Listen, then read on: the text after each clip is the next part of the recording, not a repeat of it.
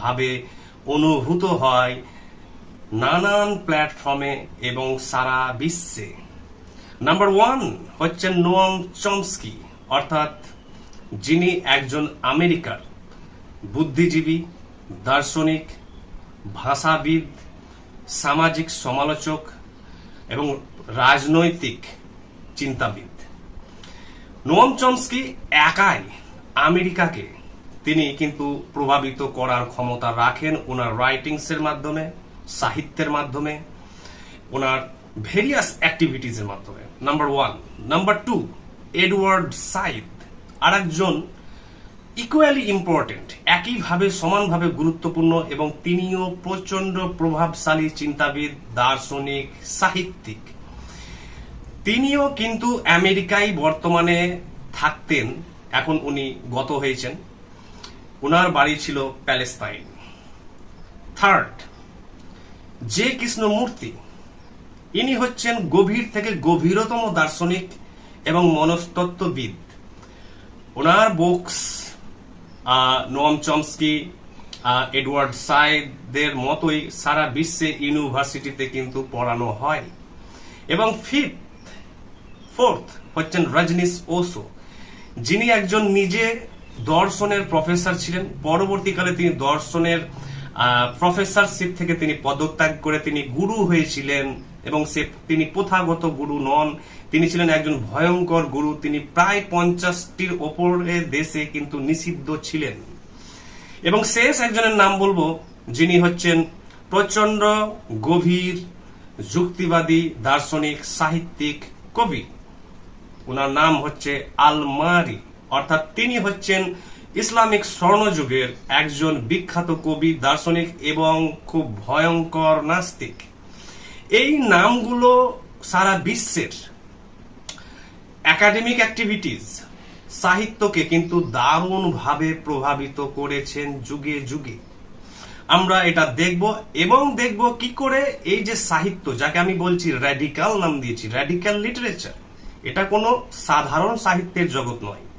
Radical literature যেখানে আপনার সমস্ত চিন্তার ধরন, অর্থাৎ ইওর থিঙ্কিং প্যাটার্ন, আপনার মাইন্ডসেট, দৃষ্টিভঙ্গি, সমস্ত কিছু হচ্ছে সম্পূর্ণ র্যাডিক্যাল, মানে হচ্ছে ভিন্ন, বৈপ্লবিক।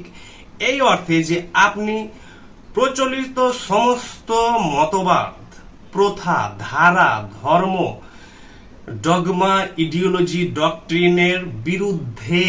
কেন? কারণ আপনি এগুলোর চেয়েও কিন্তু বৃহৎ কোন সত্যের সন্ধান পেয়েছেন, তার মাধ্যমে আপনি কিন্তু এই সমগ্র জগৎকে বিকশিত করতে চাইছেন, এনরিচ করতে চাইছেন, সমৃদ্ধশালী করতে চাইছেন। এবং এই লিটারেচার অবশ্যই গভীর এবং সূক্ষ্ম এর প্রভাবের দিক দিয়ে। এবং আমরা দেখব যে সাহিত্যে সাইকোলজির কি ভূমিকা, মনস্তত্ত্বের কি ভূমিকা, এবং আরো যে আনুষঙ্গিক যে জিনিস আছে এর সাথে জড়িত, সেগুলোও আমরা কিন্তু খুব সংক্ষেপে দেখব। প্রথমত সাহিত্যের কিন্তু কেন্দ্রে আছে কিন্তু ল্যাঙ্গুয়েজ, ভাষা, অর্থাৎ language is at the centre of literature. Language ছাড়া মানুষ কিন্তু সম্পূর্ণ হতাশ, অসহায় এবং কোন কর্মকাণ্ড, কার্যাবলী কিছু করতে পারবেন না, যেহেতু এই সমাজ হচ্ছে social, political, religious, economic, cultural, historical এবং লিটারেরি এবং ফিলোজফিক্যাল। এই সমস্ত গঠনের জন্য এবং এই সমস্ত কিছুর মূল্যায়নের জন্য আমাদের যেটি প্রথমে প্রয়োজন পড়বে সেটি হচ্ছে ল্যাঙ্গুয়েজ। তাই সাহিত্যে এবং যে কোনো সাহিত্যিকের প্রধান এবং প্রথম পছন্দ হচ্ছে কিন্তু ল্যাঙ্গুয়েজ, অর্থাৎ তিনি কিন্তু প্রচন্ড প্যাশনেট ল্যাঙ্গুয়েজের ব্যাপারে, তিনি ল্যাঙ্গুয়েজকে প্রচন্ড ভালোবাসেন। আর এই ল্যাঙ্গুয়েজের মাধ্যমেই তিনি এর গঠনগত, এর নান্দনিক, শৈল্পিক রেপ্রেজেন্টেশনের মাধ্যমে কিন্তু তিনি তার সত্য, তার বাস্তবতা, ওনার দৃষ্টিভঙ্গি কিন্তু তিনি উপস্থাপন করেন। আপনি ল্যাঙ্গুয়েজ ছাড়া স্বপ্ন দেখতে পারবেন না, আপনি ল্যাঙ্গুয়েজ ছাড়া কোনো কিছু কল্পনা করতে পারবেন না, চিন্তন করতে পারবেন না। অর্থাৎ ভাষা, অর্থাৎ ল্যাঙ্গুয়েজ আমাদের স্মৃতিতে আছে সংরক্ষিত বা অর্জিত হয়ে, সেই জন্যই আমরা ভাবতে সক্ষম, আমরা চিন্তন করতে সক্ষম, আমরা কল্পনা করতে সক্ষম, আমরা স্বপ্ন দেখতে সক্ষম। এবং এই ল্যাঙ্গুয়েজকে ব্যক্তি যে যতটা গভীরভাবে জানবে সে ততটা সত্যের কিন্তু কাছাকাছি কিন্তু পৌঁছে যাবে। তো তাই ল্যাঙ্গুয়েজ ছাড়া লিটারেচার হয় না। আর এই মহাবিশ্বে যা কিছু আছে সবই হচ্ছে সাহিত্য। সাহিত্যের বাইরে কোনো কিছু নেই। সেটি আমার ইন্ট্রোডাক্টরি ভিডিওতে, প্রথম ভিডিওতে বলেছিলাম এই চ্যানেলে, যে যা কিছু ঘটছে, যে কোনো ফেনোমেনন, আপনার কথা বলা থেকে শুরু করে আপনার যে কোনো মুভমেন্ট অ্যাক্টিভিটি সবই হচ্ছে সাহিত্য। আর এই সাহিত্যের মাধ্যম হচ্ছে ল্যাঙ্গুয়েজ। যাই হোক, এবার আমরা দেখি যে এই যে 5 জন টাওয়ারিং পার্সোনালিটিস, এই যে উচ্চমানের প্রভাবশালী গভীর ব্যক্তিত্বরা কিভাবে সমাজের চিন্তনকে, মাইন্ডসেটকে, দৃষ্টিভঙ্গিকে র্যাডিক্যালাইজ করেছিলেন। অর্থাৎ আমার অবজেক্টিভ, অর্থাৎ উদ্দেশ্য হলো যে সমস্ত কিছুকে র্যাডিক্যালাইজ করা, অর্থাৎ বৈপ্লবিক করা, বৈপ্লবিক চেতনায় উদ্বুদ্ধ করা। অর্থাৎ আপনার চলা ফেরা, কথা বলা, লেখার ধরন, আপনি সাহিত্য লিখতে চাইছেন, নোভেল লিখতে চাইছেন, পোয়েট্রি লিখতে চাইছেন, এসে লিখতে চাইছেন, আপনি ফিকশন লিখতে চাইছেন, নন ফিকশন লিখতে চাইছেন, আপনার সমস্ত কিছুকে র্যাডিক্যালাইজ করতে হবে। অর্থাৎ আপনার ল্যাঙ্গুয়েজ হবে র্যাডিক্যাল, আপনার এক্সপ্রেশন হবে র্যাডিক্যাল, আপনার রিপ্রেজেন্টেশন হবে, উপস্থাপন হবে র্যাডিক্যাল, সমস্ত কিছু হবে র্যাডিক্যাল। এবং এই র্যাডিক্যালাইজ করার জন্য আপনার চিন্তন, চেতনা, স্টাইল, সমস্ত কিছুকে র্যাডিক্যালাইজ করার জন্য আপনার দরকার হচ্ছে সেটি হচ্ছে, আমি বলেছি second part of my channel, সেটি হচ্ছে সাইকোলজি। এই সাইকোলজি মানে হচ্ছে মনস্তাত্ত্বিক জগৎ এবং মাইন্ড। আপনি যদি এই মাইন্ডকে না বুঝতে পারেন, এই মাইন্ডের সমস্ত ডাইনামিক্সকে বুঝতে না পারেন, রহস্যকে বুঝতে না পারেন, তাহলে আপনার সাহিত্যে কোন রকম কোনো প্রভাব থাকবে না, কোন পাঠকের চিন্তনে। এবং এই পৃথিবীতে যত মেজর এবং গ্রেট লিটারেচার আছে, আপনি শেক্সপিয়ার বলুন, লিও টলস্টয় বলুন, এবং হোমার বলুন, ইলিয়াড ওডিসি বলুন, রামায়ণ মহাভারত থেকে শুরু করে যতগুলো বলবেন, এই সমস্তটাই কিন্তু এর উৎস হচ্ছে ফিলোজফি, অর্থাৎ র্যাডিক্যাল ফিলোজফি, অর্থাৎ বৈপ্লবিক দর্শন। দর্শন থেকেই সমস্ত সাহিত্যের আবির্ভাব। যত গুরুত্বপূর্ণ বৃহৎ সাহিত্য আমাদের দেশে এখন পর্যন্ত আছে। আর এই সাহিত্যই সমাজ গঠন করে, রাজনীতি গঠন করে, অর্থনীতির ধারা গঠন করে, ইতিহাস তৈরি করে এবং সংস্কৃতি তৈরি করে এবং ধর্মীয় ভাবাবেগ, আবেগ সমস্ত কিছু কিন্তু তৈরি করে কিন্তু লিটারেচার। এবং এই লিটারেচার যদি কেউ লিখতে চায়, বৈপ্লবিক সাহিত্য, তাহলে তাকে কিন্তু অবশ্যই ফিলোজফি পড়তেই হবে এবং সাইকোলজি জানতেই হবে। না হলে সে সাহিত্য কিন্তু চলবে না। কারণ অলরেডি পৃথিবীতে কোটি কোটি বুকস লেখা হয়ে গিয়েছে, অর্থাৎ ফিকশন বা নন ফিকশন, উপন্যাস বলুন, কবিতা বলুন, ছোট গল্প বলুন, নাটক বলুন, সবই লেখা হয়ে গেছে অলরেডি এবং কোটি কোটি পরিমাণে। তাহলে আপনি যে সাহিত্য লিখবেন বা আপনি যে সাহিত্য পড়বেন বা আপনি সাহিত্যর জগৎকে অন্বেষণ করবেন, আপনার সাহিত্য তখনই টেক অফ করবে, অর্থাৎ সাকসেসের দিকে যাবে, যখন আপনি সম্পূর্ণ ভিন্ন কিছু করার চেষ্টা করবেন। এবং সেটি হচ্ছে র্যাডিক্যাল, অর্থাৎ র্যাডিক্যাল ওয়েতে লেখা, মানে যা এর পূর্বে হয়নি। আপনি এমন কিছু সাহিত্য লিখছেন বা দিচ্ছেন যেটি সম্পূর্ণ নতুন এবং এর প্রভাব কিন্তু অসীম, গভীর প্রভাব এবং সূক্ষ্ম প্রভাব।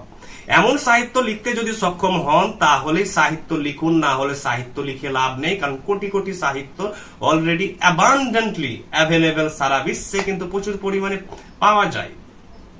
তাই নোয়াম চমস্কিকে যদি আমরা দেখি যে একজন র্যাডিক্যাল থিঙ্কার হিসাবে, অর্থাৎ তিনি একজন বৈপ্লবিক চিন্তাবিদ, বৈপ্লবিক দার্শনিক, তিনি একজন বৈপ্লবিক রাজনৈতিক দার্শনিক, তিনি একজন সামাজিক ক্রিটিক, সমালোচক, তিনি একজন সাহিত্যিক।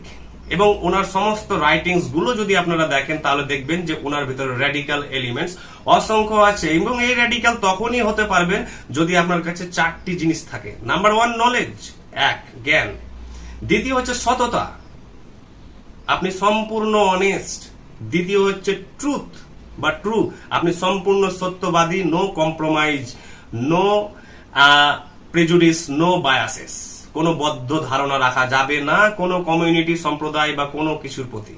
এন্ড ফোর্থ হচ্ছে সাহস।